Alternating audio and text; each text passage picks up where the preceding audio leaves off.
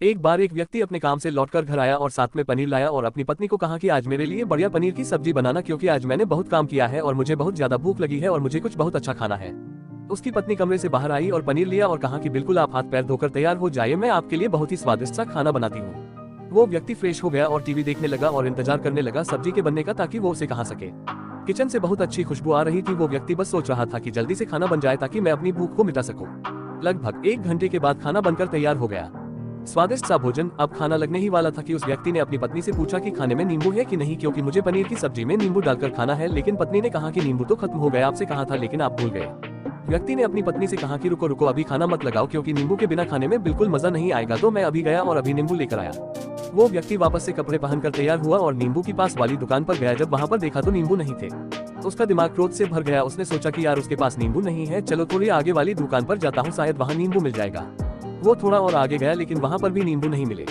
अब उसने सोचा दूर की सब्जी मंडी चला जाता हूँ, वहाँ से नींबू लेकर आऊंगा, क्योंकि नींबू के बिना सब्जी में मजा नहीं आएगा।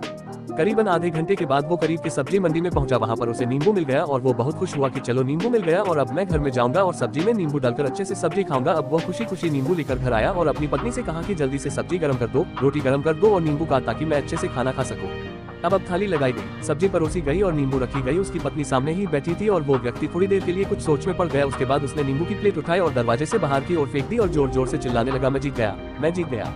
पत्नी ये देखकर घबरा गई कि कहीं ये पागल तो नहीं हो गए, इन्होंने सारे के सारे नींबू दरवाजे से बाहर की ओर क्यों फेंक दिया। उस पत्नी ने उस व्यक्ति पर चिल्लाया और कहा कि आप पागल हो गए हैं, अभी तो इतनी देर तक नींबू के बारे में पूछ रहे थे और अभी जब नींबू घर पर ले आए और खाने बैठ गए तो आपने इन नींबुओं को दरवाजे से बाहर फेंक दिया और अब चिल्ला रहे हो कि मैं जीत गया, मैं जीत गया। पत्नी पूछी, आप किस चीज में जीत गए, हुआ क्या। अब व्यक्ति खुशी खुशी बैठ गया और अपनी पत्नी से कहा, आप भी बैठो, इत्मीनान रखो, बताता हूँ कि क्या हुआ। आज सुबह से ही मेरी जीत मुझे अपने बस में करने की कोशिश कर रही थी। जब मैंने बहुत काम कर लिया तब मुझे बहुत तेज भूख लगी। जब मैं घर पर आया तो तुमने बहुत ही स्वादिष्ट सब्जी बनाई, उसकी खुशबू मेरी नाक में गई। फिर मेरी जीभ ने कहा कि इसे अब नींबू चाहिए। मैं पास वाली दुकान पर गया लेकिन वहाँ नींबू नहीं मिले। थोड़ी और दूर गया, वहाँ पर भी नहीं मिले, तो मुझे उसने और दूर लेकर गई। मैं उसके वश में आ गया और जैसे ही वह कहती रही वैसा मैं करता गया। अब मैं वैसा ही करता गया जैसा वो मुझसे करवाती गई, लेकिन अंत में मैंने विजय प्राप्त कर ली। मैंने उसे उठाकर बाहर फेंक दिया और कह दिया कि तुम्हारा मुझ पर कंट्रोल नहीं है, बल्कि मेरा तुम पर कंट्रोल है और मैं जीत गया।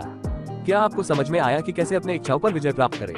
कई बार लोगों को शराब पीने की आदत लग जाती है और उस चक्कर में वो भटकते रहते हैं। यदि एक जगह नहीं मिलती तो दूसरी जगह जाए है, दूसरी जगह नहीं मिलती तो तीसरी जगह जाते हैं। और अक्सर युवाओं के साथ ऐसा जरूर होता है कि वो शराब पीने के लिए बैठते हैं, सारी शराब खत्म हो जाती है।